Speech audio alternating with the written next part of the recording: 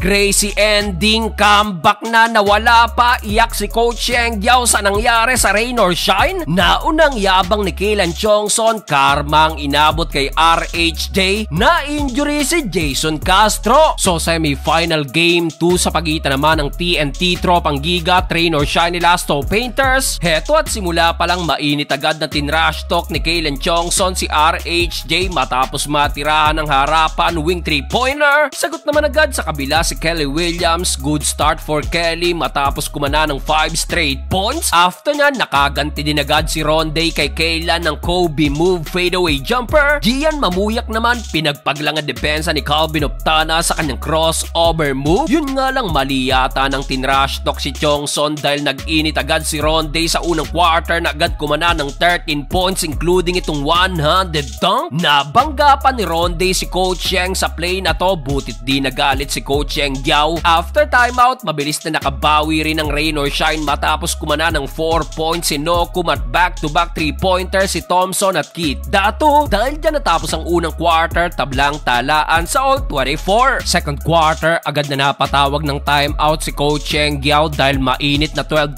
run na naman ang kinana ng TNT including itong another dunk ni RHJ. Well active din offensively si Kim Aurin na meron ng 10-point showtime si Kim Aurin. Naputo na lang ang massive run na yan sa dunk na to ni Dion Thompson. Takeover din ang import ng Ross na meron ng 13-point shooting 6 of 7 sa field. Under 3 minutes, TNT naman ang napatawag ng timeout nang maibaba na ng Ross ang lamang sa single digit. Napalipad pa ni Adrian Nokum ang depensa ni Kelly Williams sa kanyang Pinoy step. Kaso natapos ang first half, muling naiangat ng TNT ang lamang sa 10, 54-44. Start of the third quarter, Glenn Cobontin kumana agad ng wing 3-pointer. Nasundan pa yan ng Nambatak to Pugoy connection. Napayakap na lang si Stingray dahil namagana naman ang lamang ng TNT sa 15 points. Well, after timeout, nakabawi agad ng back-to-back 3-pointer ang Rain or Shine mula kay Andre Karakut at Dion Thompson. Under 5 minutes, nasungkit pa ni RHJ ang kanyang 4th personal foul. Paglabas ni Ronday yung 15-point lead ng TNT na ibaba na agad ng Ross sa 7.72-65. Without Ronday, dito sinandala na ng TNT si Jason Castro pero still on the run ng Rain or Shine at tinapos ang third period 81-75. Fourth and final quarter nang muling magparamdam si Calvin Optana na meron palang 7-point shooting 1 of 5 beyond the arc. Kaso matapos siyan, problema at nasungkit din agad ni RHJ ang kanyang 5th personal foul pero sinugal na yan ng TNT at dito napa-takeover pa si Ronday na muling inangat pa ang tambak sa double digit. Kobe move na naman kontra kay Datu. Pero eto't under 5 minutes, laking challenge successful ang nakamada ni Coach Cheng Giao and wala sana na offensive foul pa si RHJ. Laking development nito at graduate pa ang inabot ni Ronday Hollis Jefferson. Bukod dyan, nadali pa ng injury si Jason Castro na inakay pa pabalik ng bench. Masama ito para sa TNT dahil heto't nangalampag ng Ross under 2 minutes dahil sara na yan na ibaba ng lamang ng TNT sa dalawa, 93-91. Wala nang isang minuto, daming pagkakataon ng Rain or Shine na manalo pero anyarit nagkalat pa sa dulo ang Ross. Halos magwala tuloy sa galit si Coach Cheng sa ginawa ng kanyang mga players. Wala nang isang minuto, panalo na sana ang TNT pero natawagan ng 5-second violation si RR Pugoy. Pagkakataon ng Rain or Shine na manalo at makatabla pero nasayang lang din yan sa uli. Panalo pa ang TNT.